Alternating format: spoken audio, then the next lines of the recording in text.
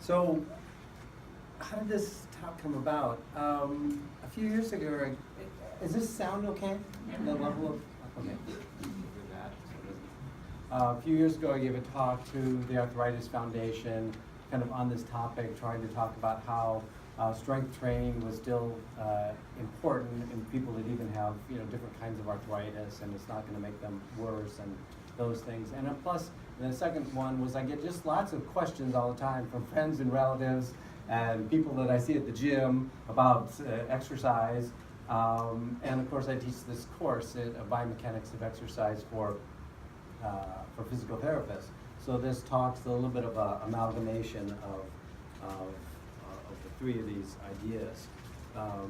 So what I want to say first is that, well, let's ask this. How many people do regular exercise in this class, in this group? Okay. How many people do resistive exercise, which weights or bands or things like that? So I'm preaching to the choir here to a large extent.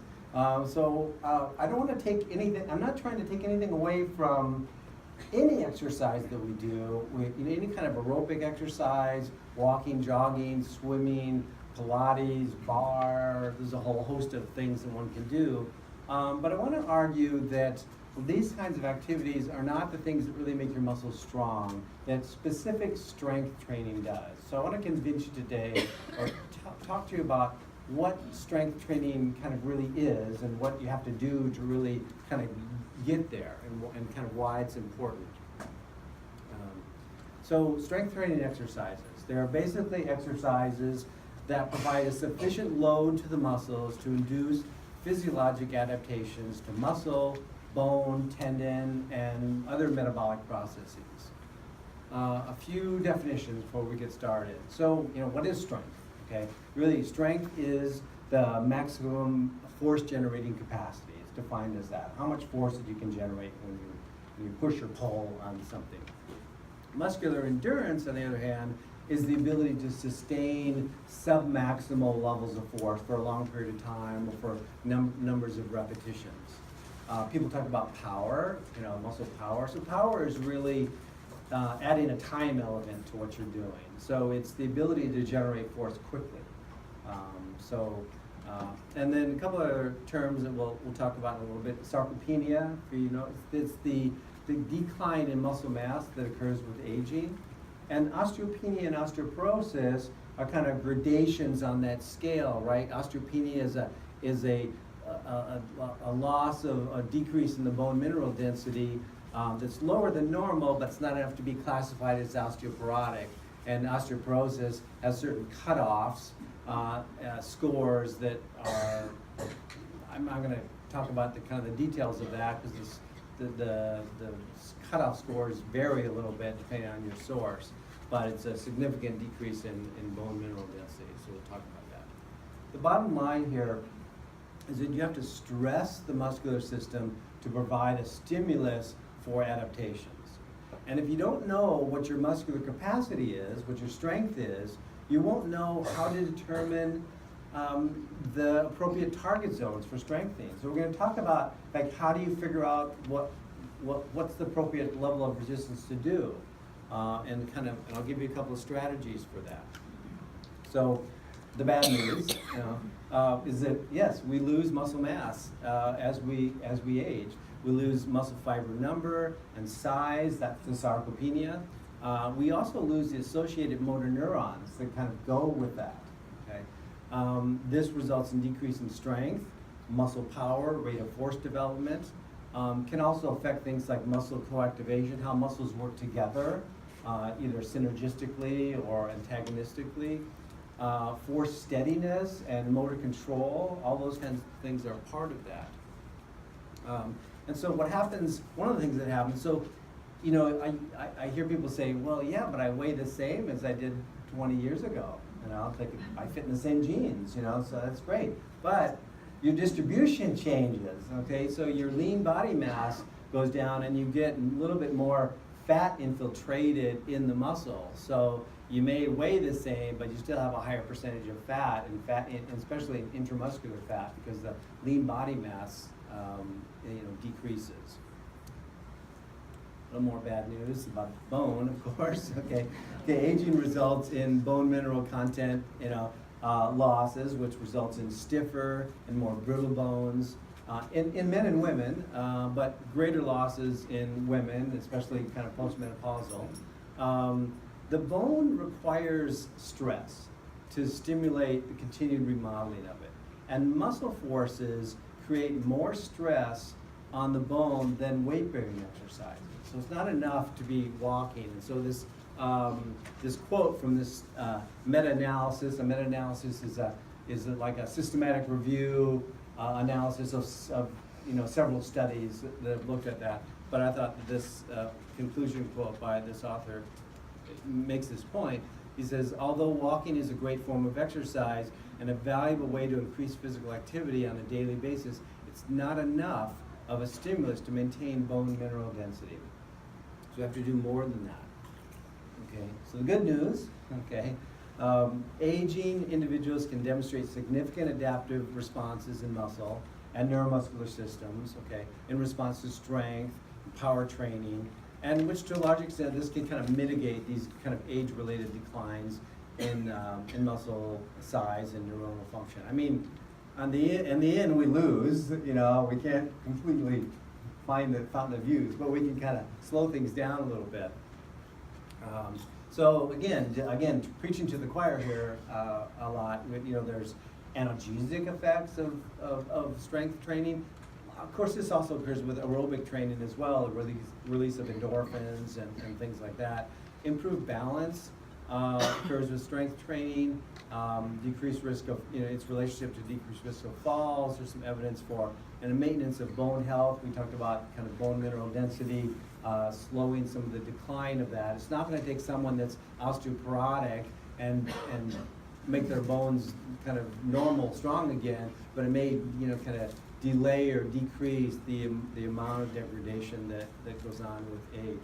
Of course, weight maintenance, more muscle actually uses more energy.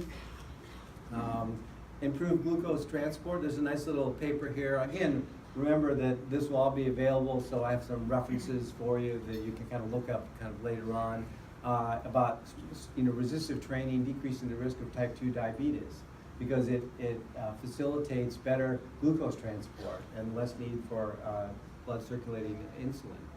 And of course, the last thing is the psychological benefit. There's this kind of confidence that you get when you're stronger. There's this strength of confidence that goes on. So that's a big part of it. So related to this kind of balance idea, there's been some studies that show that improved balance, the strength training improves balance recovery from postural perturbations. So postural perturbation is like getting pushed, okay, or tripping or falling. So when you think about it, a trip and a fall, what does that require? It requires kind of a very rapid neuromuscular response. It requires your muscles to contract kind of hard and fast in response to that. And strength training is unique because it trains your muscles that way. Now there's studies that, for example, Tai Chi, there's a lot of evidence that Tai Chi helps promote balance, right? But I haven't looked into these studies in detail, but I don't think they're doing like simple balance measurements, standing on one leg and things like that. They're not doing posture, making people trip and fall. Trip and fall studies are really interesting. They create these elaborate labs, where you're walking and stuff pops up and trips you and things like that. It's a little obstacle course, so a little bit kind of different there.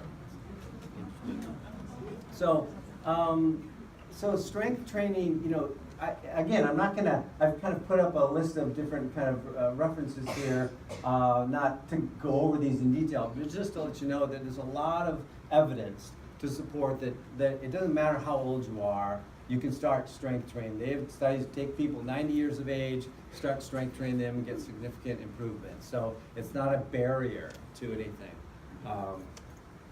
Here's one I hear a lot, I have arthritis, strength training will hurt me. And so again, similar kinds of things. There's a lot of evidence that have looked at putting people that have arthritis on, you know, kind of fairly moderate to heavy levels of resistive training and have showed no adverse effects. It doesn't make people worse because they have arthritis to do weightlifting, okay? It's also, you know, with this goes for osteoarthritis, rheumatoid arthritis, and other kind of autoimmune conditions such as fibromyalgia as well, okay? So again, those are just kind of there for completeness, and if you want to look up some of those, when you have a copy of the slides, you can look up the details. So here's another one, okay? I just want to tone up. I'm doing muscle toning. How many people have heard that or read that, you know? It's like, improve my muscle tone.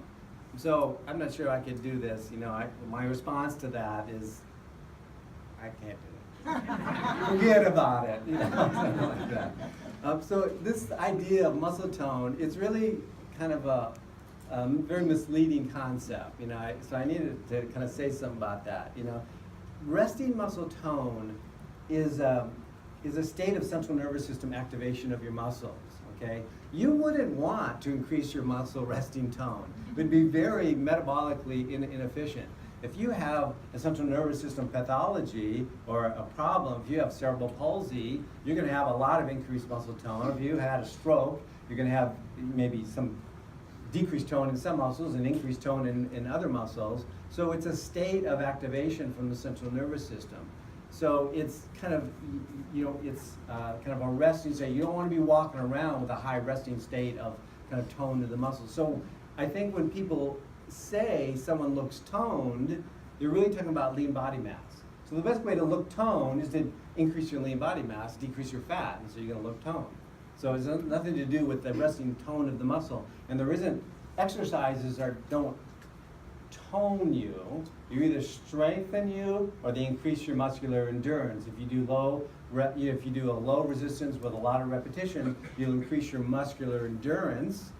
That's not, it doesn't tone you in that sense. So I mean, people still kind of use that terminology, but it's a kind of a false kind of terminology for that. So we're talking about that. So let's talk about muscle a little bit, okay? A little kind of muscle physiology here.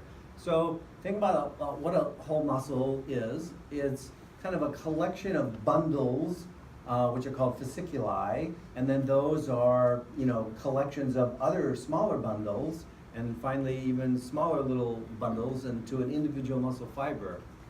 And those are all boiled down to this one little element here. It's called a sarcomere. So a sarcomere is kind of the structural unit of a muscle. That's the contractile apparatus. And so without going into much kind of physiology of muscle contraction, you know, we just have these proteins in the muscle, and they kind of interdigitate a little bit. Okay, so when you get a stimulus from the central nervous system, to an action potential comes down and tells the muscle to contract, and these proteins interdigitate and kind of get closer together. Okay, and then you have thousands of those, you know, in a given muscle, so that kind of makes a muscle contraction. So it's fundamentally all about the sarcomere. Okay, and so we'll come back to that in a second. And the other thing is the nerve drive to the muscle. So, you know, we have a motor nerve that comes down from the spinal cord, comes out from the spinal cord and goes to different muscle fibers. And so one motor nerve goes to many different muscle fibers. And so that unit is called a motor unit. So for example, if you think of your eye muscles, one motor nerve, you know, might go down and innervate like one muscle fiber, one or two muscle fibers. As opposed to your back muscles or your thigh muscles, one motor nerve might come down and innervate 1,000 muscle fibers. And so it makes sense because you need this really fine motor control, you know, neural control over the eye muscles. You don't need that much control over those. So the neuro kind of connection is really important in terms of the size of these motor units, how they are recruited, and again, part of the sarcopenia problem and the muscle mass problem is kind of a loss of these motor units as well that occurs. The only way to maintain them is to be activating them and stimulating them.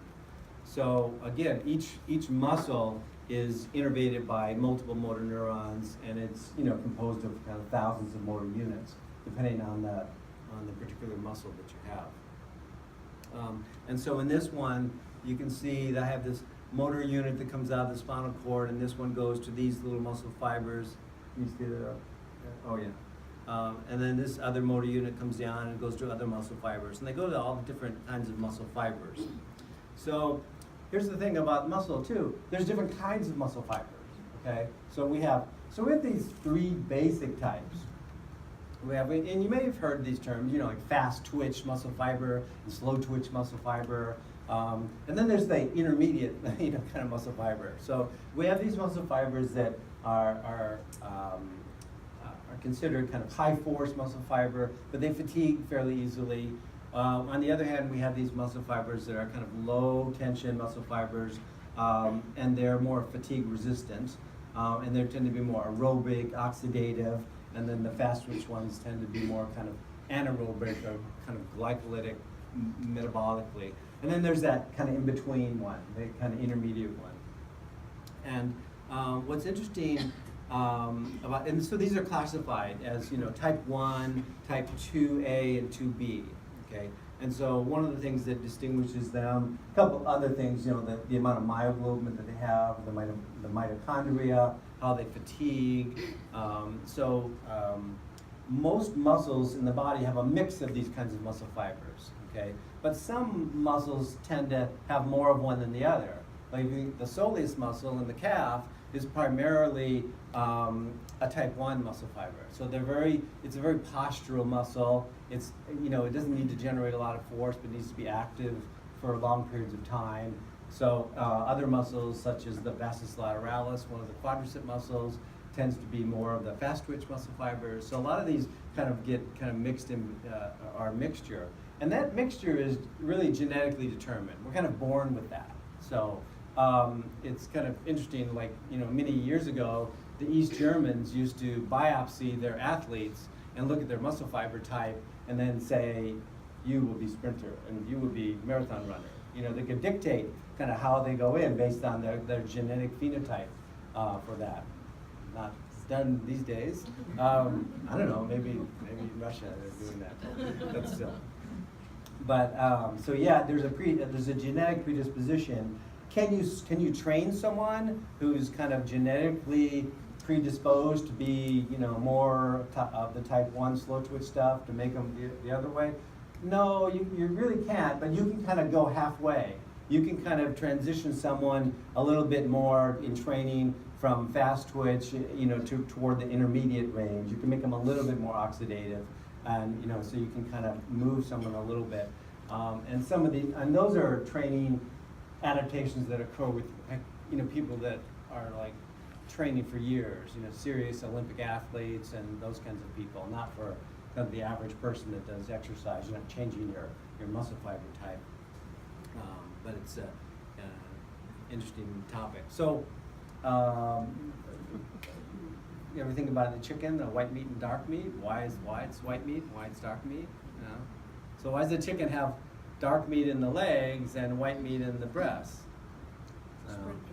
Because he's a sprinter? Well, I mean, chickens don't fly, right? So he's got he's running around all the time. So the dark meat is it's darker because it's got more myoglobin. It's more oxidative, aerobic, more kind of endurance kind of muscle, has more fat in it, right? The white meat is more like the fast twitch muscle fiber. Okay? But a chicken doesn't fly, so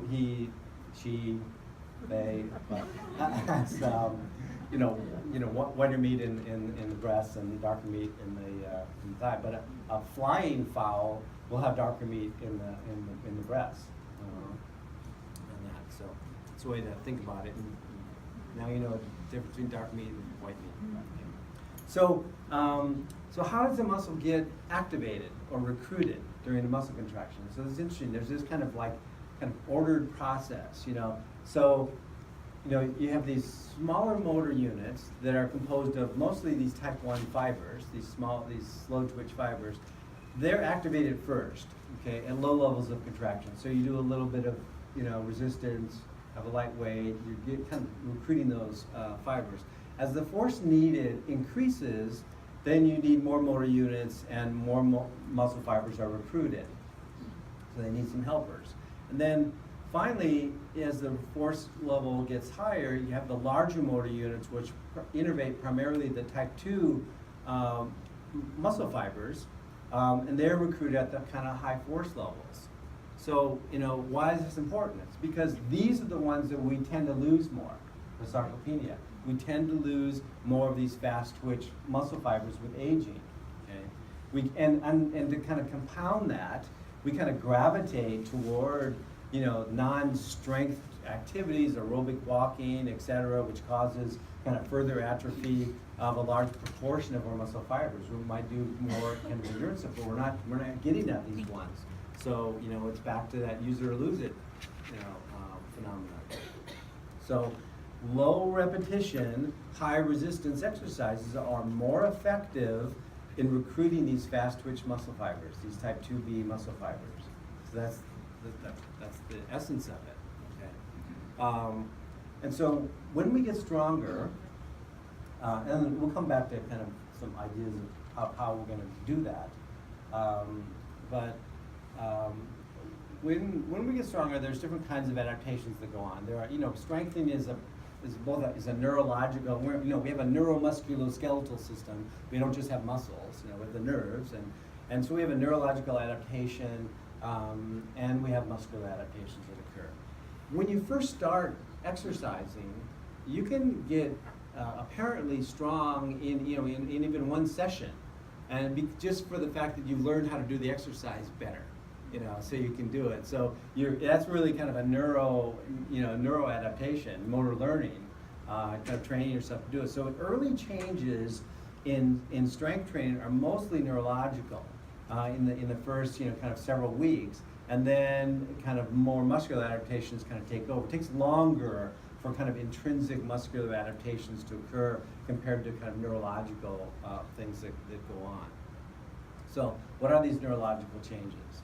So you get more efficient neural recruitment and firing rate, how these muscle fibers are fired or activated. You get increased central nervous system activation. You get improved coordination of these motor units, kind of how they can kind of contract together and how they're synchronized, which affects the smoothness of movement and efficiency. You get lower neuroinhibitory reflexes and less antagonistic muscle activation. Like, for example, if someone's doing an activity where they're doing a bicep exercise, you don't really want a lot of activity of your triceps while you're trying to do a biceps, but sometimes when people are doing things, they're getting activation of their the agonist muscle, which is the muscle that's moving the limb, and the antagonist muscle, which is the muscle that moves it the other direction. If you're getting both of these happening together, they're kind of fighting each other, and it's not a very efficient way to move. That's what that antagonistic idea is. And then muscular changes. So what are the muscular changes? So we get increase in the number of these, our functional units, our sarcomeres, force-generating sarcomeres we get changes, enzymatic changes. We get improved kind of glycolytic enzymes that improve the efficiency of metabolism. We get increasing levels of ATP and creatine phosphate, which are the energy sources for the muscle contraction. You get increased tolerance for lactic acid, okay, which kind of develops. So because you're training more kind of anaerobically, and that's kind of part of the anaerobic metabolic byproduct. The other thing that's important to know too is that you're not just strengthening the muscles, you're strengthening the tendons and the ligaments as well. They respond, okay? There's a well-known law called Wolff's Law of bone remodeling. Bone remodels in accordance with the stresses placed upon it. Well, all the tissue kind of responds that way, okay? So muscle, tendons, ligaments, so they get stronger as well. Of course, the bone mineral content, which we talked about, and an increase in the overall lean body mass, so a decrease in the intramuscular fat. Well, one other thing I was going to say, I just was thinking about it this morning. with regard to the toning idea and kind of fallacious ideas, you can sit and do 1,000 sit-ups, but if you have fat on your stomach, it's not going to give you a six-pack abs. Okay, so this notion that people are doing spot reducing, that if you want to kind of narrow your hips, so you're going to do a bunch of hip abductors or something, it doesn't work that way. Okay, the muscles, when it needs energy, it doesn't take the fat from right kind of outside around it. It takes it from your overall body. So that's just this notion of spot reducing is another kind of fallacious concept. So just saying. So let's talk about training a little bit. Okay, the basic idea is that muscles need to be progressively loaded. Okay, progressively overloaded. So we have. It's called, PRE, progressive resistive exercise, okay? And so if you're kind of not doing that, you're not providing the stimulus to get stronger, okay? Again, I will come back. So a few more terms, related to this idea. So overload, what is overload? So it's a training stress or an intensity that's greater than the one that you're used to stimulate physiological adaptations. Eccentric contractions are contractions or the muscle is used like it's braking, So if I lift a weight up, as I lower the weight, I'm actually kind of, if I wasn't contracting that muscle while the limb is stretching out, it would just collapse. So I'm using my muscle as a brake. Like think about yourself going down a hill. You're using your muscle, you're braking, because if you didn't brake, you'd go flying. Okay, so it's a particular type of contraction, and I have this in there because I'll come back and talk about it because it specifically relates to muscle soreness, after exercise. Okay. A repetition, of course, is just that one complete movement of an activity. A set is a group of repetitions. Repetition max. Okay, so this is this notion that it's the maximum number of repetitions, per set that can be performed, with proper technique and form with a given level of resistance. So people talk about a 1 RM or a 5 RM or a 10 RM, which is the maximum, number of maximum amount of weight that can be lifted that many times. So if I can lift, 10 pounds and I can kind of barely do it 10 times, that might be close to my kind of 10 RM.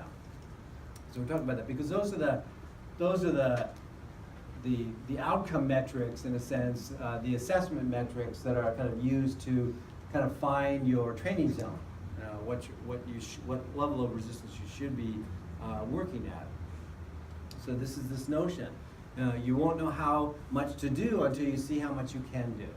So unless you kind of have to test yourself here, okay? And so we have to kind of think about this idea of a training zone. And this is completely analogous to aerobic training, right? If you're doing aerobic training to improve your aerobic capacity and you're using a heart rate monitor, right? What are you doing? What does that heart rate do? What are you using that for?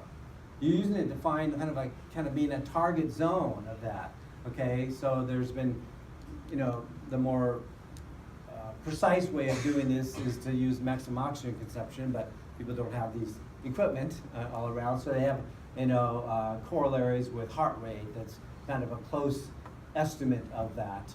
So they use heart rate as a gauge to find kind of a training zone or a target zone. So this notion, if you want to improve your aerobic capacity, you need to train, you need to get that heart rate up to a certain level and keep it there for a certain period of time. Basic kind of aerobic kind of exercise physiology. So strength training is the same notion. So we need to kind of get ourselves to a certain kind of target zone and work. And so training zones in general, if you're completely sedentary and you haven't really been doing anything, you pretty much get an improvement just getting out of bed. You'll get better. So it's not saying, but once you are going, and when you're exercising regularly, you need to push it a little bit. You need to kind of work at a higher level of your capacity to get better. And so the trick is to kind of figure out what you can do and kind of target yourself kind of close to that. I mean, it's kind of like, everything we do, to kind of to move ourselves in many ways, we have to find what we can do, you know. So one of the ways that people do this, they just use what's called a Borg scale, which is the rate of perceived exertion. Okay. So again, this is a scale that was originally developed for cardiovascular physiology, and it has very strong correlations to maximum oxygen consumption and uptake. And there are scales of 1 to 20 and 0 to 20 and 0 to 10 is like a lot easier for different people. And so thinking about how many people here do a spinning class, have ever done a spinning class? So in spinning class, do they use rate of perceived exertion? Okay, I want you to be pushing it. Go for a 7. Go for a 6. And so you have this kind of gestalt feeling of what that is. Really hard and kind of hard, medium. So they use that a lot in certain kinds of exercise classes. But it's used for kind of get a sense of resistive exercise as well. And the little chart on the bottom was kind of like transferring this idea to like numbers of repetitions that you can lift. If you're lifting, if you cannot do one more repetition, you're at the max. You're at a 10 there. Okay. If you can do, you can do one more, you may be at a 9. If you can do a few more, you're at a 7 or 8. And so it's like trying to get a sense of when you're doing something, fundamentally, it should be really, really hard to complete the end of those repetitions. If you're taking a 5-pound weight, you're doing, 20 times, you're probably working at 20% of your capacity, okay? So it's not really, that will help develop your muscular endurance, but it's not going to increase your muscle strength, okay? So here's another kind of like decision tree kind of thing you could think about, a way of using this perception, So you do an exercise, you do 10 repetitions, and you say, well, okay, I could do that. That was, fairly easy. If it was really, really hard, super hard, you could decrease the weight a little bit. If it was moderately hard, then you keep it the same. If it was really easy, then you add a couple more pounds, and then you do 10 more. So you do a second set of 10, and you give it, okay, maybe that's in the rate of perceived exertion, RPE, of a 7-ish, okay? So that's pretty good. You might want to keep that weight. If it's not, you add more weight. And then the third set should be a rate of perceived exertion of maybe an 8, very hard. Should be very hard to complete the last couple of repetitions. So this gives you kind of a sense of pushing yourself, so it's really kind of hard to complete, 2 or 3 sets of exercises. So with regard to these methodologies, there's actually a lot of them out there. I picked this one. I'm going to show you one other one, which is a little bit more complicated, but this is a classic one, the DeLorme method. And this is simple because it's easy to remember. It's 3 sets of 10. And this is this notion of, figuring out what that limit, figuring out what that 10 RM is, the 10 repetitions back, the weight that you can kind of barely do 10 times, and then starting off with 50% of that, okay? So if you're a 10-pound dumbbell, you're gonna start out with 5 pounds, you rest a little bit, and then you go to 7 pounds, and then the last set do with 10 pounds. So you're kind of progressively loading. Progressive resistance is the idea. This guy, DeLorme, it's really interesting. This was actually developed in the after World War II in the mid-40s, because he was a military doctor, and he was rehabbing a lot of people that came back from the war, and he was trying to really strengthen them and develop this idea then. That's how old it is, and still really kind of valid today. Never really been kind of invalidated. Although, I'll show you another one that's a little bit more complicated than that. And when you see people talk about, finding repetitions max, the 1 or the 5 or the 10, you might see things that are scaled to 1 repetition max, but you want to you're doing a 10 rep, I'm going to do 10 repetitions, because 10 repetition max is a little more conservative. It's not like the maximum amount of weight that I can lift one time. That's pretty hard, and it's pretty stressful on people that aren't used to doing a lot of exercise. So you might kind of use a 10 RM. But so in general, a 10 RM is about you know, if you could lift, you know, 75 pounds 10 times, you could probably lift 100 pounds one time. 'Cause it's like people have done these, you know, regression equations that looked at the relationship between those. So it's about 10 arms, about 75% of the one arm. So there's other kinds of methods that people can exercise with, and this one is called the DAPRE, Daily Adjusted Progressive Resistive Exercise. And this one's, I'm not going to go into kind of a lot of detail on it because it's a little bit confusing, but it's kind of based on doing 4 sets of exercise. And so you start off with, you know, 50% of the working weight that you're using, and then you go to 75, and then you figure out the number of repetitions that you can do, and then you take the full weight and you do as many repetitions as you can. And depending on how many repetitions you can do, you either add or subtract weight for a fourth set. So it's just kind of variations of the same theme. And there are a lot of things out there. There are pyramids, you know, kind of approaches. There are things where you start with 1 repetition, then do 2, and then 3, and there's all these kind of things. There's no evidence that any of them are superior than the other in terms of kind of strength gain. The fundamental idea is that, you know, finding out kind of what you can do and kind of progressively loading and kind of working in, get to that zone, you know, and then periodically kind of retest that and then kind of move it along. It's this notion. So, so some practical kind of thoughts here. So obviously, if you have no experience with exercise, you know, it's the disclaimer here, get some medical clearance to participate. And again, avoiding, you know, maximum lifts at the beginning of the stage. I'm not advocating people that aren't used to it go out and start figuring out what their 1 RM is or their 10 RM. You know, starting off with lighter resistance to perform more repetitions at the beginning of training. After a few weeks, you know, if you're kind of not used to it, of training with light weights and the muscles adapt, then you can begin to kind of think about, okay, today I'm going to go in and kind of figure out, I'm going to progressively load and figure out how many reps I can do 10 times or 5 times. I'm going to use that as my kind of working end goal, and then progressively kind of load toward that. And incidentally, the same idea works with things like resistive bands as well.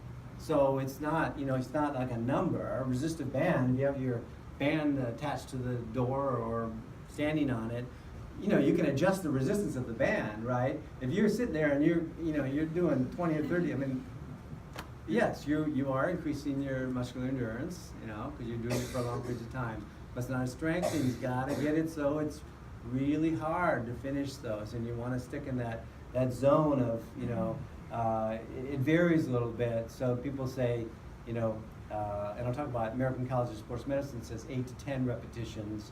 Other people say 6 to 8 repetitions. You know, so so you get a little bit better strengthening if you're kind of working at loads that you really is really hard to do maximum of 10 kind of repetitions. If you can do 15 or 20, you should be increasing the resistance.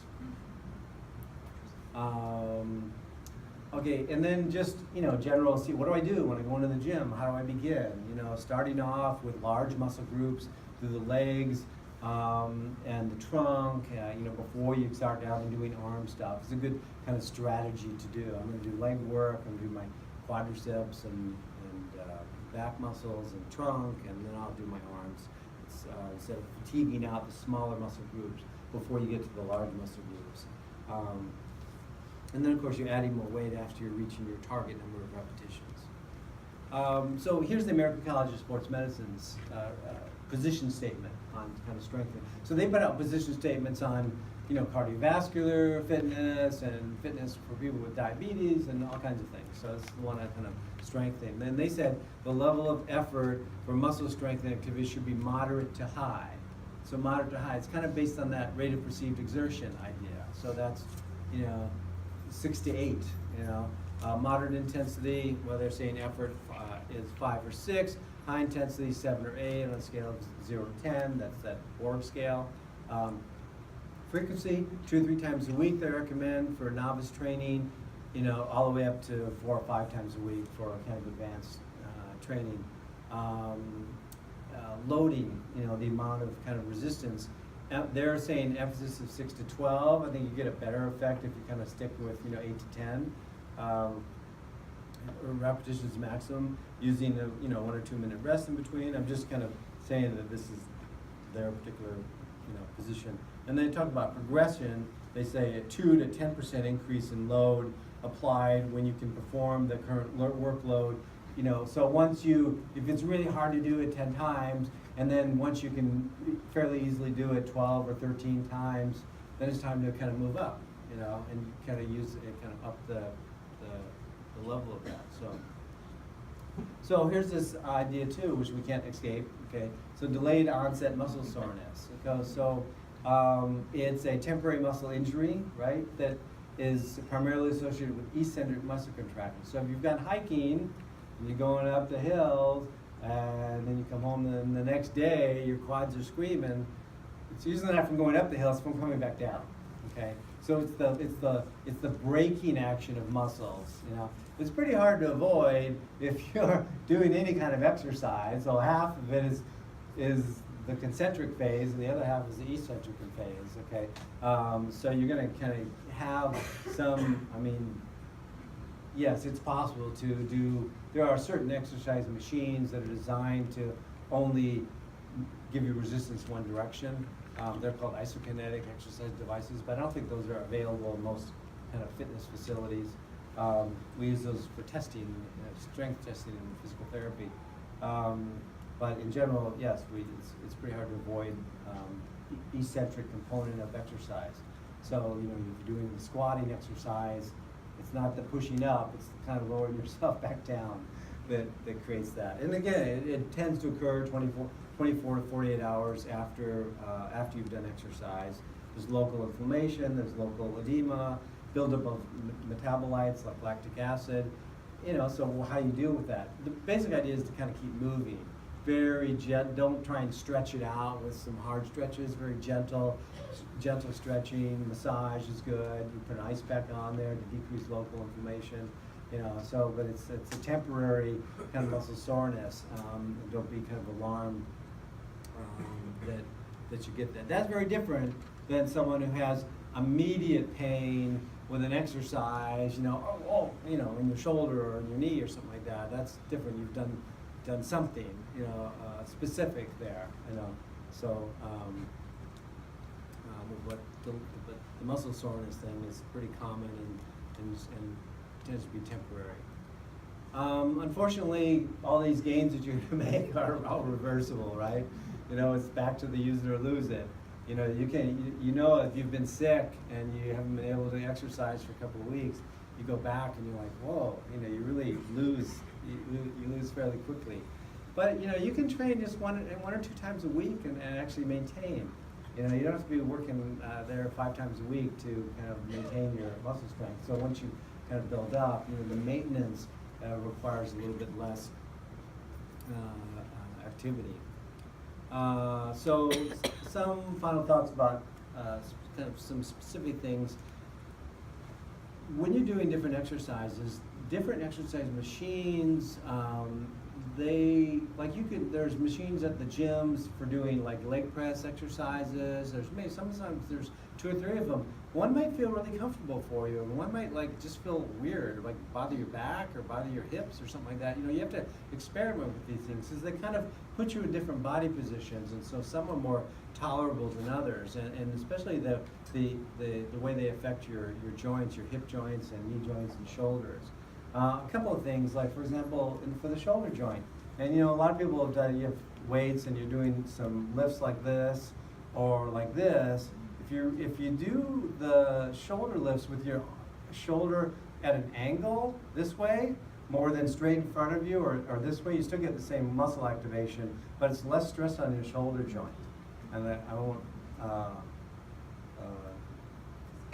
take my word for that as a shoulder biomechanics guy. The knees, Okay, so there's been some interesting studies that if you have, a lot of people that have osteoarthritis of the knee tends to be on the inside of the knee joint. It's called the medial compartment of the knee joint. There's been some studies that people that do, if you do squats with the toes slightly turned in, it decreases the loads, the torque on the inside of your knee joint a little bit. So that might be more comfortable. So, you know, you're doing things, oh, this kind of hurts my knee a little bit. I'm saying experiment a little bit. You know, move your feet a little bit and see if that feels a little bit better. Sometimes, and then, for example, your kneecap. Sometimes doing knee extension exercises can bother your kneecap. A lot of people get patellofemoral problems. If you're doing like sitting on a bench and you're doing something like that, just go do partial knee extensions. Don't let your knee bend down all the way. It's like a partial squat, and that puts less stress on your kneecap. So you still get the quadricep activation, but it decreases the stress in your kneecap for people that have, you know, patellofemoral problems. So you can experiment with different foot positions. Sometimes a little bit wider stance for different conditions. You know, it might be more comfortable for your hips if you're out a little bit, if you don't have this medial knee arthritis problem. Like what they call sumo squats. You know, the legs are out and out a little bit wider. And then of course the back. The main thing here is, you know, learning to lift with a slightly hollowed back. It's almost like sticking your butt out a little bit. You know, a lot of people, you got to really pay attention to not be lifting with your forward bent back, to try to keep your back as straight as you can, and lift with your legs. I mean, you've heard this 1,000 times, but when I'm at the gym and I'm watching people, I'm going, they didn't get that story.